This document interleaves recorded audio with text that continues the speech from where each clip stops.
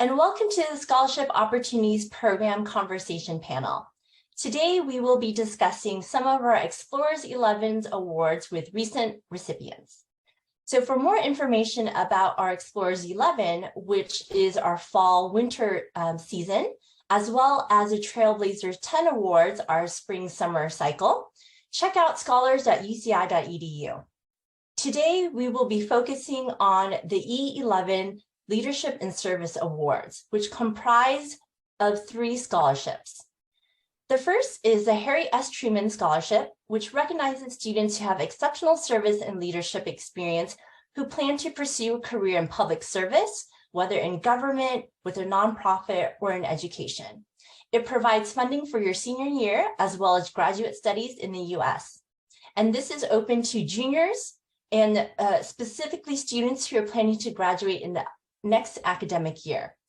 And this scholarship requires a UCI endorsement, which means UCI can nominate up to 4 students with special slots reserved for UCI transfer students.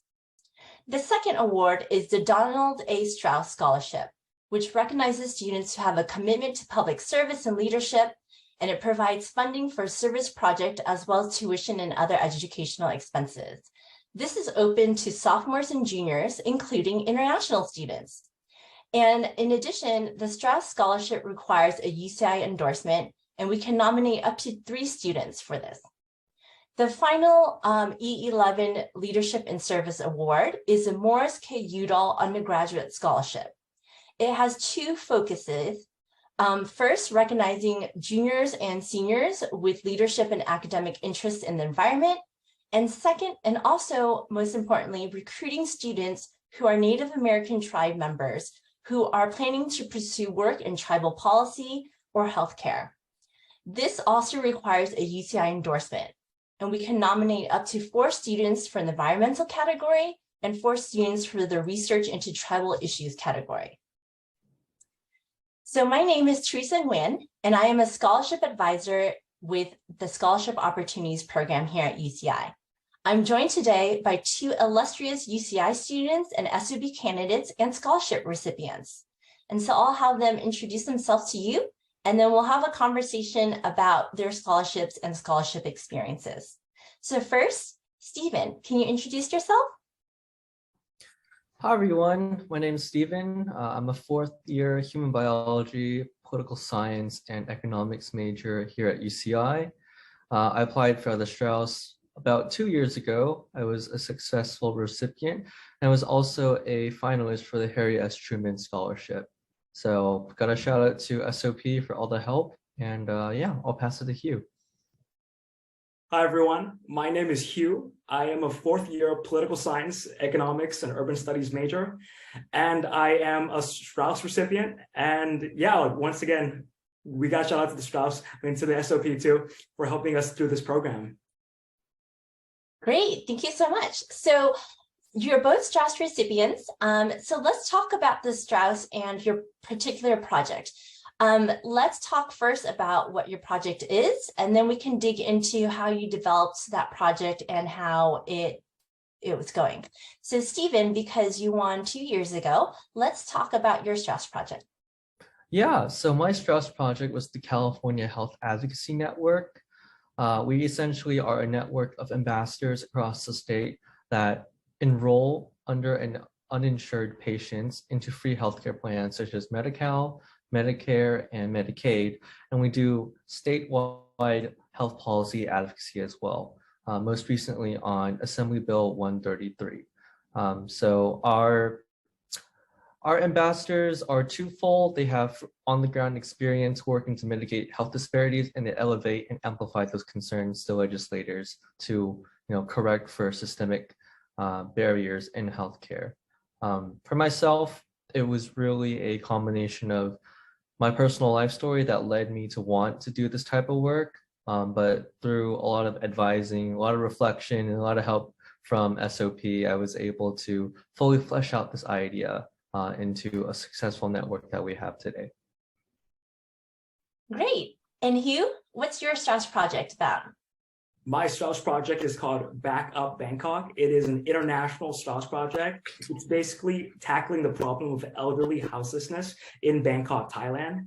And so what my project essentially does is, one, we build houses, basically assisted living facilities in Bangkok, and basically allow for people who are houseless to have a place to stay. And two, we help them regain their independence by giving them a sustainable form of income. And so we basically help them realize their businesses from the skills they have and essentially give them income, and so that they can potentially be independent further down the line. And then I got inspiration for this project by both my own personal life experiences, in addition with my majors and what I've studied, and also just my work with nonprofits in Bangkok, Thailand. And all of this came together really well, and the SOP helped me actualize and write it down and eventually win this project and help me figure out the entire process. Great. So both your projects sound really cool and interesting. And I also just want to highlight that you both built these projects from the ground up, right? So Stephen, your network, you built and founded that network, right? Mm-hmm. Yeah, we definitely took, so our organization falls under the framework of the California Physicians Alliance, but in terms of building network, going out into the community and reaching out to homeless shelters, basic needs shelters, free patient clinics, working alongside doctors. We talk to them personally and become partners in our work. Great. And Hugh, how did you build your program?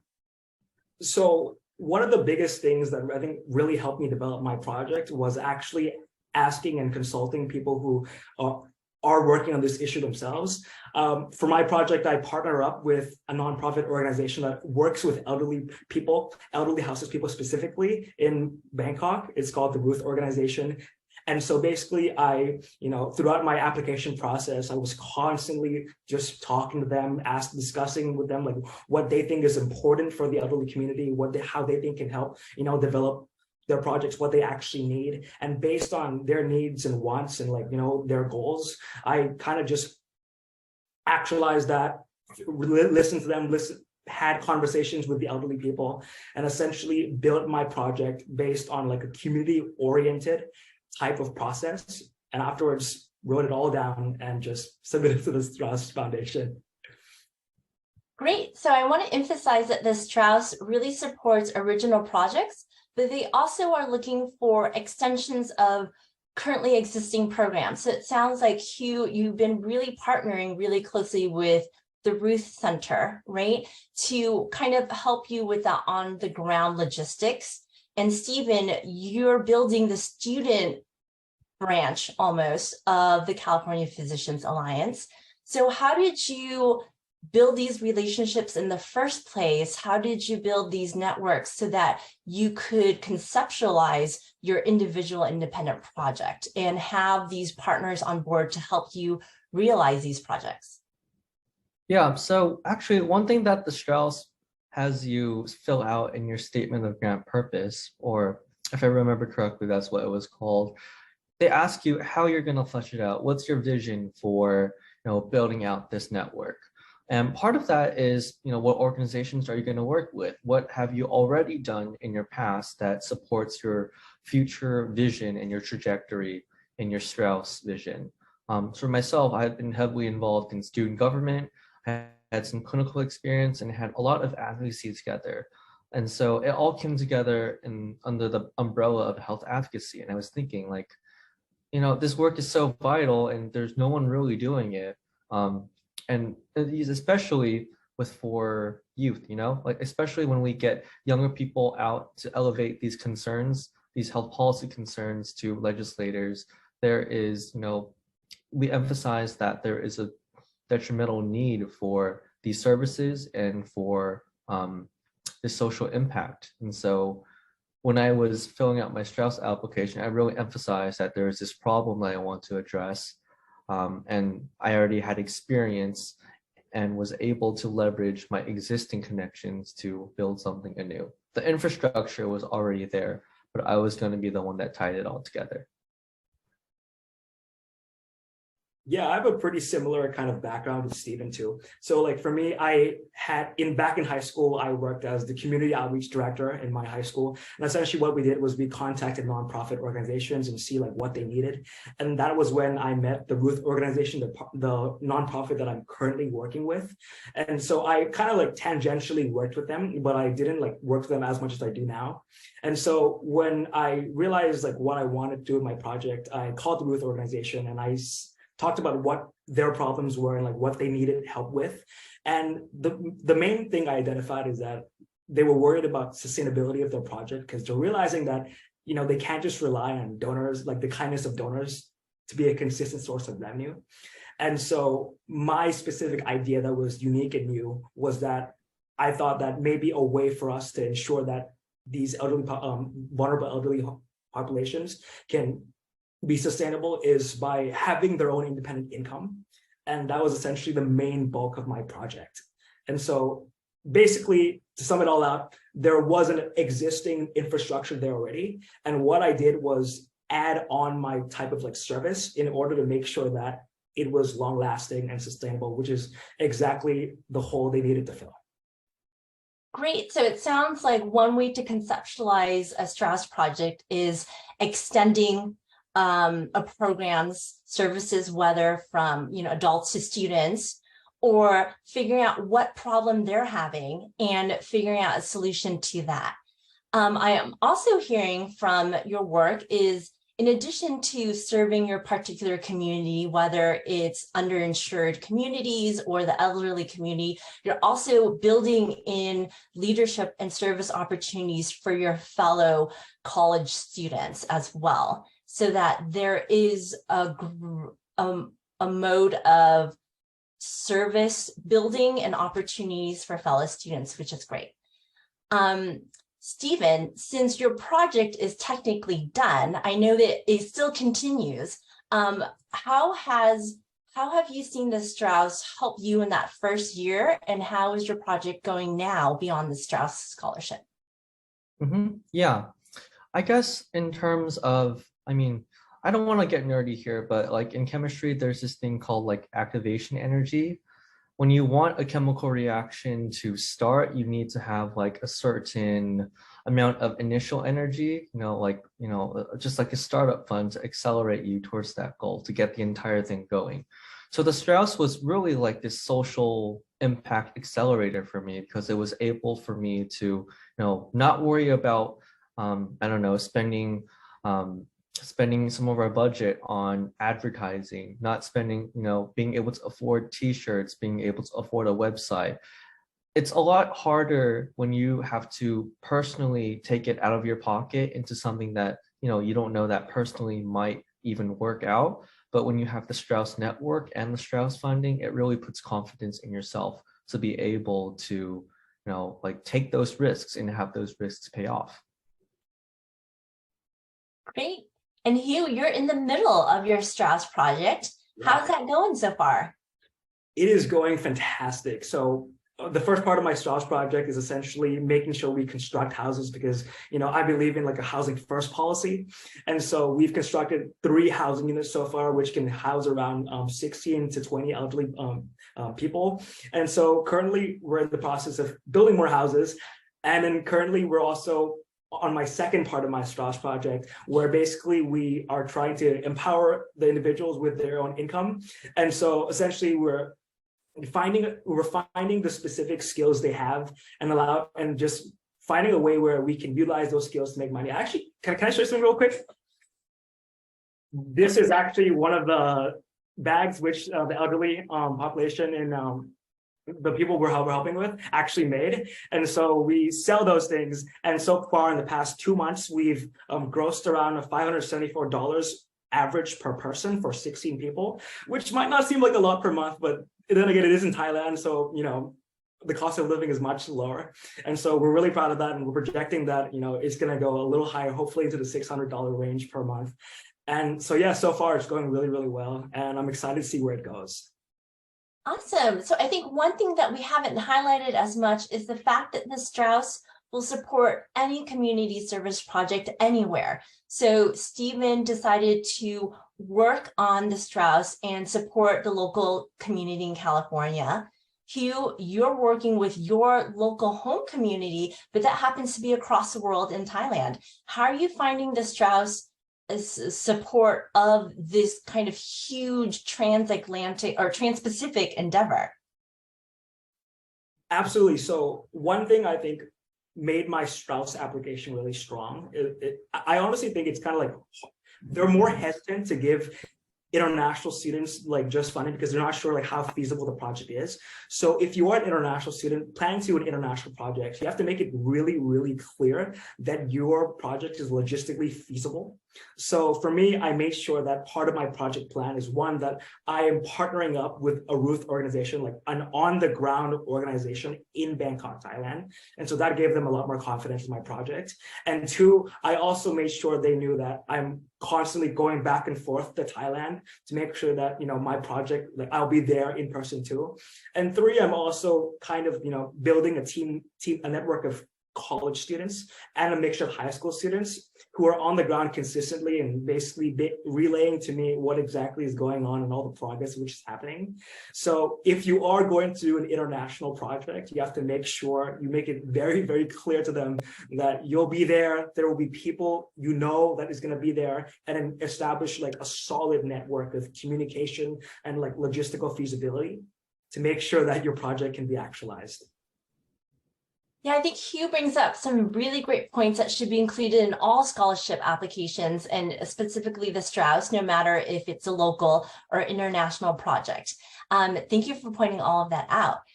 So let's talk about the next step, or where you're going to go next. So, you know, where do you see the Strauss taking you next? How are you seeing the Strauss positioning you to propel you into the next stage of your undergraduate career, as well as your future career goals? Well, I can take on this one. So having, led the California Health Advocacy Network, we're constantly expanding, exponentially expanding, because our ambassadors are always posting, always, on the ground and getting. One thing that the Strauss emphasizes is sustainability. And so when I emphasized in the ambassador model is that ambassadors lead to more ambassadors, lead to more ambassadors. So currently we're projected to reach, all the UCs, hopefully by the end of this year. And, I'm a senior, I'm going to be graduating soon, but I'm still going to be working on the Strauss project. But in terms of things that has personally done and led for my career, I hope to be a physician policymaker. It's really helped me work on social impact on the ground, working to enroll uninsured and underserved populations.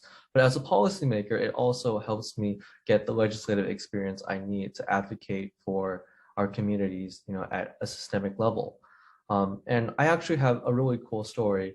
At one of our Strauss networking events, when we're presenting our projects at the end of the year, I happened to meet someone, talk to them about the California Health Advocacy Network, and they had a connection to someone in San Francisco who worked for the Department of Health and Human Services. So I have regular contact with them now, and we'll see where it goes, but that enables us to possibly get greater grant funding in the coming years to expand our network more.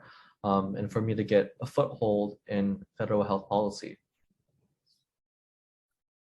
Yeah, I'm going to structure it a pretty similar way. So the first thing first is like, I really hope that my Strauss project is able to expand, and I want to be able to prove to the Thai community that there is a sustainable framework that can allow for more and more people to be insured under a safety net in terms of and tackle the issue of elderly houselessness. So I hope that we can re-implement that framework over and over again.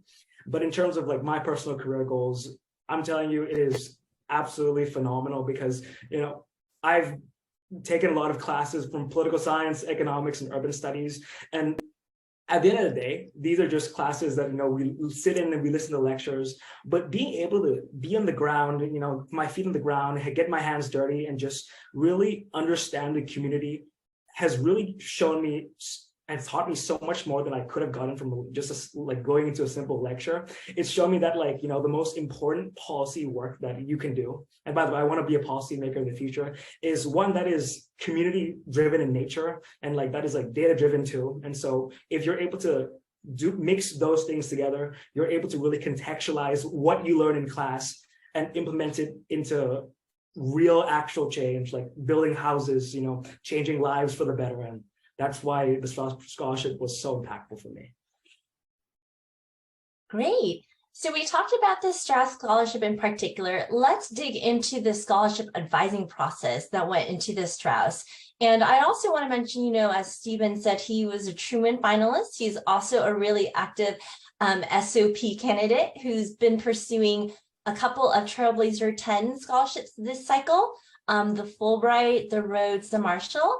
So let's chat a little bit about the scholarship advising process. So let's talk really quickly about how you put your application together. So no matter if you're applying for the Strauss or the Truman or any other scholarship, it involves putting together a personal statement, a statement of purpose on your Strauss service project or your graduate school plans, as well as letters of recommendation and potentially interviews as well. So how did you work to get all these materials together?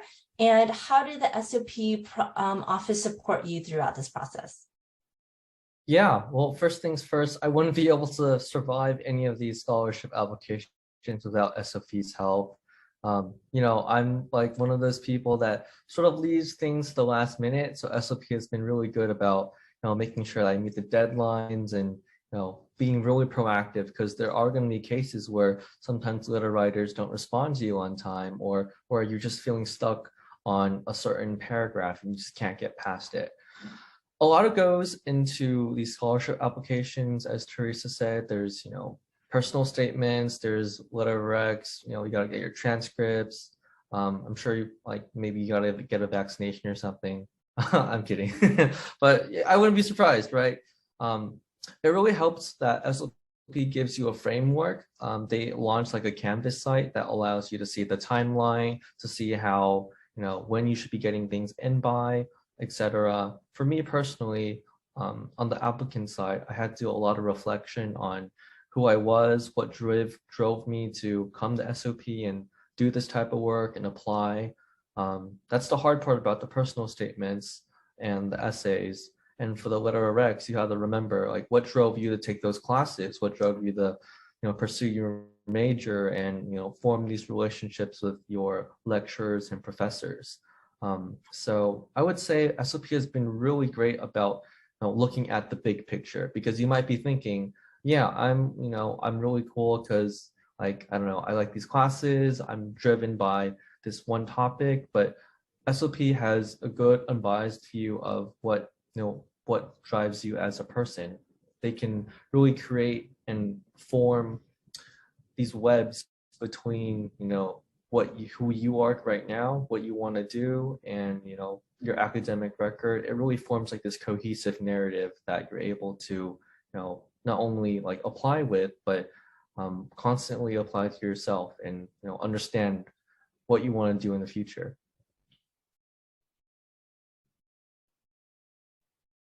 Yeah, for me, first off, I came in not knowing what the Strauss Scholarship was at all. I didn't have a few of my letter of recommendations, and I didn't really have a full complete resume or anything.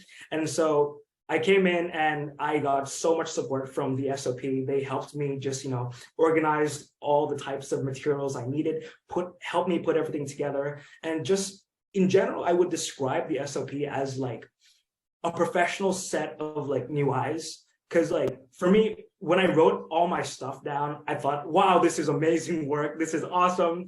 And then when I wrote with Teresa, she's like, okay, you got more realistic here. You got to write this better. All these things. So basically, they helped us get a new perspective of how we can improve and push past, what we think is good already, and really, really, really just put our application to the next level. And so that's the biggest thing for me from SOP. It's like whatever you think you have right now, it can be improved, it can be better. And the SOP, they will do everything in their power to make sure that that happens for you. And it's truly an amazing experience. Oh my gosh, thank you so much for all of that. You're making me blush. So you mentioned a lot of different things that are going on, right? So Stephen is saying you got to think about some really deep questions about yourself, right? Kind of putting it like as if the scholarship experience is almost an existential crisis, right? You're asking yourself, why am I here? What am I going to do with my life? And how does this all work together? So how do you two deal with those hard questions? How do you even get started writing a personal statement when writing about oneself is hard enough in of itself, and then to write about you and all the things that you achieve and what you're going to do as a future change maker? Personally, I think SOP really helps you get over the barriers that you might face. I personally do a lot of journaling. I'm, just inherently a self-reflective person. But when I reach blocks, when I feel like I can't write anymore, when I get these questions that, I can't really answer anymore, I'm like, I got to go SOP, I got to talk it through. And, even though there might not be direct answers, I get additional thoughts, I get additional brainstorming that enables me to keep pushing forward and develop more of myself and, really my identity. So SOP has been really good about, getting us over those humps when we feel like, when we feel normalized to our struggles or don't really know, like we know what we want to do, but we can't maybe formulate it into words. That's really good. That's really been formative at SOP because they're able to, translate thoughts into words and words into a really cohesive narrative that makes sense to anyone that reads it, even if they don't know you. Yeah. I definitely agree with what Stephen says. At first, for me, I had a big why, like why I wanted to do this. And I honestly think every single person has their own personal story, right? And so like there's a reason why you apply to a certain major, there's a reason why you want to accomplish certain goals. And you got to do a lot of introspection, figure out, okay, like, what am I passionate about? Like, what types of communities do I care about? What are the goals I want to achieve? Have that kind of framework. And then afterwards, working with the SOP allows you to just find the small incremental steps that helps you reach that goal. And so like for me, I knew that I wanted to work with elderly homeless people, but I kind of didn't have a full project of like why I wanted to do that. And at first, Teresa, if you remember, like I said I wanted to like teach them like how to do like specific, business like philosophy or something like that. And then like really quickly realized like the feasibility of that might not be like, the full extent of the feasibility of that might not be realistic. So the SOP makes you realize like, okay, like what is feasible? What can you do? What is realistic for this time frame and stuff like that. And so it made me, who was really passionate about certain thing, also made me really see like the realism of the whole thing, which is really important. So I would recommend that you figure out a certain goal, do a lot of introspection, just see like why you are doing certain things. Then afterwards, work with the SOP to realize how you can fill those small steps in order to reach that goal. And the same goes for the rest of your life, right? Like. Great. So we've talked a little bit about, we talked a lot about introspection, and I think Stephen brought up the interesting point about normalization, right? That you could be doing amazing things, but this is your normal everyday life. So it seems normal. It doesn't seem cool enough. So how do you approach those moments of, of comparison where I'm never going to be like Stephen and win all these things, or I haven't achieved enough to even think about working with SOP and applying for the scholarships that they support? How do you work through that imposter syndrome and get the motivation to try? Well, I'm Steven, so I think I can start with that. So, I came into UCI and, we all started we all start somewhere, right? And so I came into UCI without, any of whatever like resume points or like the majors that I have or anything. I was me. I had my story, I had my motivations, and I just wanted to be a biology major, and I wanted to also, do some medicine and somehow impact and have a healthier living for everyone, right? Um, Over that time, I was looking at the profiles of, of all these winners, of these people that go on to become physician policymakers or esteemed health professionals or whatever. And you see that they all have sort of a common trace through, they go to like a fancy Ivy League college, or they go through like, I don't know, like do these scholarships or anything like that. So coming into UCI, I was like, oh my gosh, how am I ever gonna be able to, achieve my goals of, making healthcare a human right or something like that. But when you move on, I guess what I'm trying to say, SOP, they really enable you to see your motivations and enable you to sort of, well, you know what, Teresa, you can maybe cut this. I don't even know. I would say that like you're able to really see what you want to do here. And in regards to normalization, you're able to, SOP reminds you that everyone is special, that you have your own story, you have your own drive. Everything that you do has led you to these things, right? So I don't know, when you come into UCI and you're thinking, oh my gosh, I'm an imposter, I can never measure up to these other people, you just have to take a look at your own story and realize that everyone is able to translate those motivations into work, into building networks, into nonprofits, public service, etc. I definitely think I could have worded that a lot better, but I mean, it's a one step at a time. No one becomes, a competitive applicant overnight. And I think that's especially true with SOP. You're able to figure out what steps you need to take and, really put together a story and application that highlights the best of you and that you can be proud of. Yeah, absolutely. And so for some context, I am not Stephen.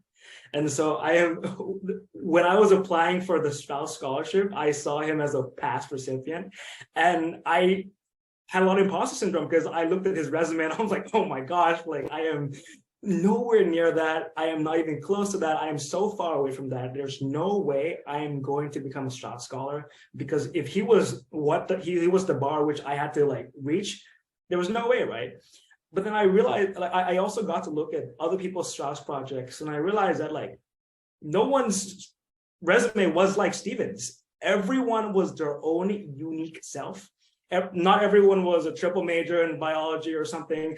Some people had like experiences in, they were teaching volunteers. They were just, whatever they were, they figured out what they were passionate about, and they realized they wanted to do something about it. And that is, if there was one commonality between every single Strauss recipient, it's that somebody who has been in their field, they've realized they're passionate about something and they want to do something about it. You don't have to work in like, a fancy law firm or like have a perfect 4.0 GPA. What you need to do is basically demonstrate that you're passionate about something and just do it. For me, I never thought I was going to get it, but I applied anyways. And the rest is history. I didn't think I was going to do it, but I just did it. And so my best recommendation is that if you feel like you don't want to do it because you think your resume is not good enough, your GPA is not good enough, the worst that can happen is that you don't get it. But the alternative is you become a recipient of a fantastic scholarship. So might as well do it. Great. So you guys mentioned pursuing your passion, taking steps to realize that, and kind of doing things, right? So you guys are both seniors. Looking back on your careers, what do you recommend a student who is a first-year student who doesn't know how to even get started in figuring out their passion or getting involved? Or a student who's a junior and is looking at these scholarships thinking, I got to bulk up on my resume. What tips and advice do you have in terms of gathering experiences that position you well to not only be a successful scholarship applicant, but to build a strong enough resume for whatever your future career may hold? I think this one requires a lot of time and also a lot of thinking. If we come into SOP, and of course SOP is focused on winning these scholarships and fellowships, right? But these scholarships and fellowships, they're focused on something else beyond that. They're focused on impact. They're focused on who you want to be. They're focused on, at the end of your life, of your esteemed career, what impact will you have done, and what would you have contributed to the world. It really starts early on when you think about what sort of impact you want to leave, not just on the world, but it can be even as small as just you and your friends, you and your loved ones, you and your community. When you go and start thinking about that in that framework, I think it becomes really helpful, because all of a sudden it's not about winning scholarships, it's about actualizing your story and your impact and who you want to be in the world. In regards to first years, I would say definitely start early. A lot of people say, it's only first year, it doesn't really matter, you want to take the time to settle into college, and I completely agree with that. But I also think that college is a time for you to push yourself. College is a time for you to grow. It's a time for you to live out life, but also to figure out, as you specialize in your majors, your classes, and your experiences, how will these things contribute to me and the impact and who I want to be at the end of my long life. For third years, scrambling for resumes, things, don't worry, I was like that too. I feel like I came from like a really first generation, low income household, and I didn't have any guidance when it came to, crafting a narrative or, looking for these opportunities. And I remember in my junior year of high school, I was like, oh my gosh, I'm so behind. I'm not going to make it into college or whatever. I ended up at UCI, right? So here I am.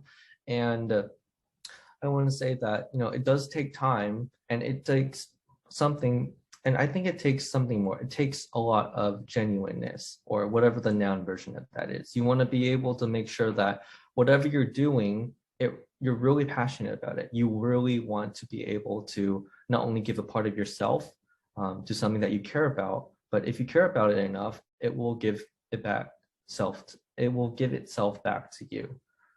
So just take it slow. I know that it's it can be really anxious having to tackle all these different applications and juggle like recs and academics and personal statement. Like, who wants to go to an existential crisis when you have to have grades and everything? But take it one step at a time and be focused on the long term too, because it's not just about winning the scholarships, but it's about becoming you. I cannot emphasize how important it is to do the things that you love and find the things that you love. And so if you figure that out already, you know what you're passionate about. Like, for example, if you want to be like a chemist, great, that's perfect. Run with that. But then my best recommendation, especially like from somebody who had no idea what he was going to do freshman year, is that just exploring. Experience, take new classes, take classes outside of your major, take internships that you would never have considered, do them anyways. For me, I took one urban studies class and I didn't know what it was, my freshman year. I wanted to be a lawyer my freshman year. I took one urban studies class and the rest is history. I'm an urban planning major now, and I'm working on the issue of houselessness in my own country. So my best recommendation is find what you love, do more, just experience more things. Just because something seems like it's out of your field doesn't mean you shouldn't do it. Expand your horizons, and eventually when you find and settle, or find what your values are, introspect, what ways you care about, that is going to take you so far. And that's my best recommendation as a freshman. And just because you're a junior doesn't mean you still can't do this. Like, you can still have new experiences and develop your own personal profile. And even if you feel like you don't think your resume is quite there yet, I still recommend that you apply anyways, because once again, you would never know until you try. So that would be the best advice I could give you. Just experience, learn more, always be willing to grow, and yeah, you'll figure out what you really, really love. Great. So what I'm hearing is that the tip to gaining experience is seizing the opportunity and then thinking about what the opportunity provides you, whether it's a clarity of your vision and passion or the skills to achieve your passion, whatever that might be, right? So thinking about building a resume less as ticking boxes to fulfill med school requirements or to look like a strong scholarship candidate, but building a resume because you wanted to do something, you wanted to experience something, you wanted to help with something. And that then gives a stronger story to your experiences that becomes more convincing of your passion as well as your experiences. So one thing that we've been kind of mentioning here and there is letters of recommendation. And I would just want to talk to you about how you build relationships with faculty, not just because they're the ones writing the letters for you, but also because faculty are strong mentors, whether it's helping you figure out your career plans or directing you to resources and opportunities such as the Scholarship Opportunities Program, or saying, hey, have you thought about this scholarship or the Fulbright, and applying and supporting you through that process. So how do you build relationships with faculty?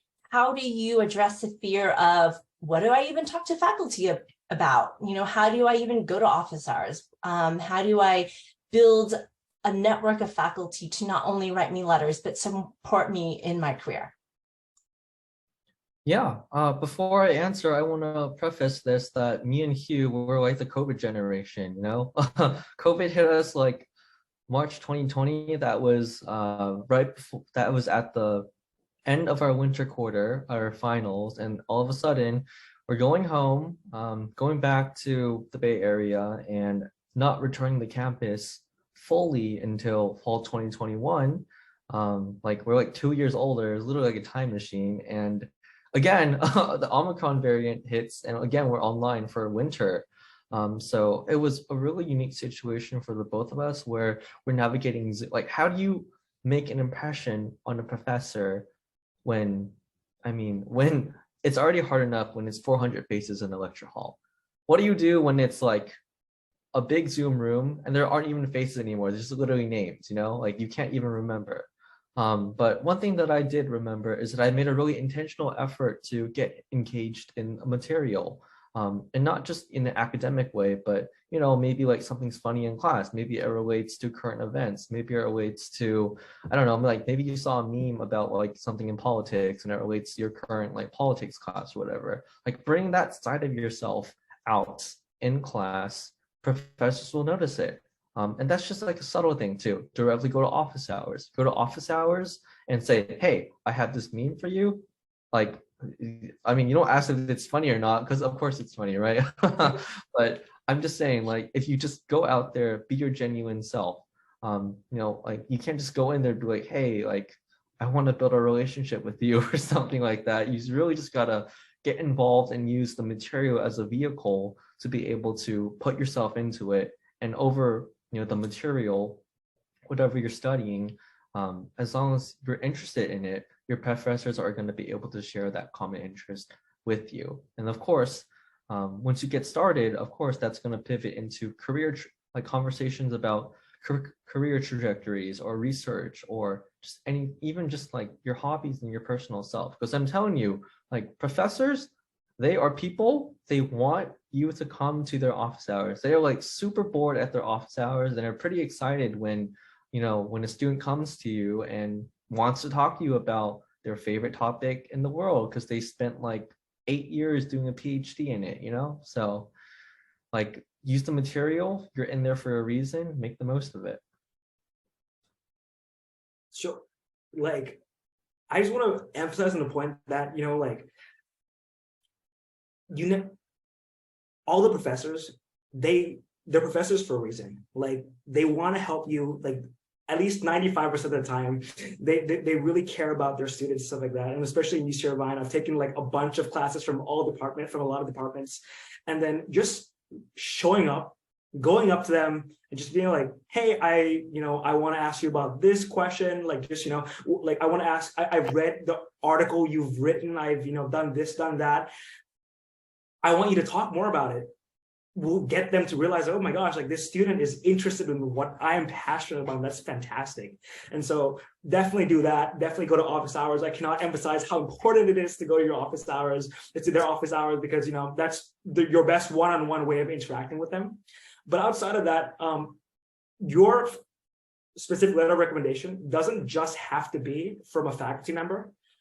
2 of my letter recommendations was one from my mock trial coach, who had nothing to do with my project at all, but she knew me extremely well as a person. She knew my work ethic. I worked with her for like 3 years, and she, we've built a fantastic relationship. So that's really, really important too. And my other recommendation was actually from the Ruth organization themselves. And so that would be important too, if, to show the Strauss Foundation that you actually are capable of running this project. So obviously your faculty recommendation is really important to show that you're studious, that you know what you're talking about and all that jazz. But also it's really important to get close to them to the point where they can attest for your character. They can attest that you will be somebody who can carry out this project successfully and all of that. So that's really, really important. And you do that by slowly and steadily building a relationship with them as if you were building a relationship with like a friend that you want to befriend. Great. I think you guys bring out some really great points, right? That you have a launching point for conversation in terms of your coursework, but also that letter writers can come in many forms. So building relationships with any supervisor, whether it's your employer, your internship supervisor, your club supervisor, or a coach. All of these people can give you support and advice and mentorship, as well as letters of recommendation, depending on what you're applying for. So thank you for all of that and for sharing your experiences. And I want to close with one piece of advice that you have for students, whether it be one thing that you wish that you knew before starting this application, or a piece of advice you would give to a student who is just reaching out with SOP and starting on their scholarship application.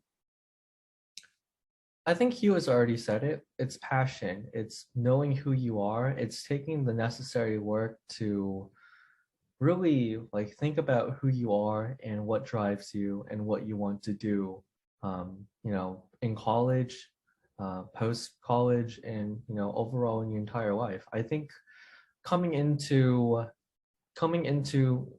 SOP and just UCI as a freshman, I was like, wow, I like these things. I don't know how they come all together, but you explore them. You figure out what specifically intrigues you about philosophy or biology, and you are able to, build a path for yourself, if not follow one that has been already paved really well. Because, personally for me, I was like, wow, I want to be a physician, but I also want to do policy stuff. There's a lot of doctors, you do doctor stuff. They don't really take policy classes or anything. And you do you go to poli-sci classes, and then it's like, what the heck? You want to be a doctor? Why are you here, man? But you have to realize that you have a special story, and that special story compels you to bring you into these specific classes, into these specific involvements, and to apply for these opportunities that will elevate you to do what you want to do.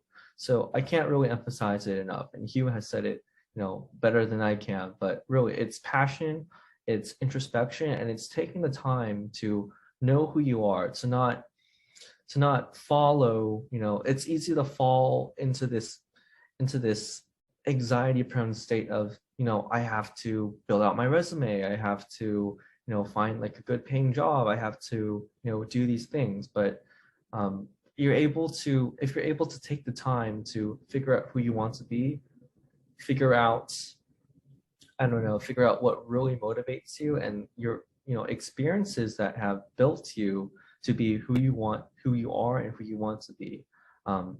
That's something that no one can take away from you. And that's something, especially in the later stages, when you eventually do interview for these scholarships, that's what differentiates you, because everyone has the resume, but what they don't have is your story and, your identity. So That's all we got to say. I have these it's basically this 3P process, which I use for my personal life. It's called passion, planning, and present. And so obviously Stephen's already talked about passion part, so I'm not going to go into that.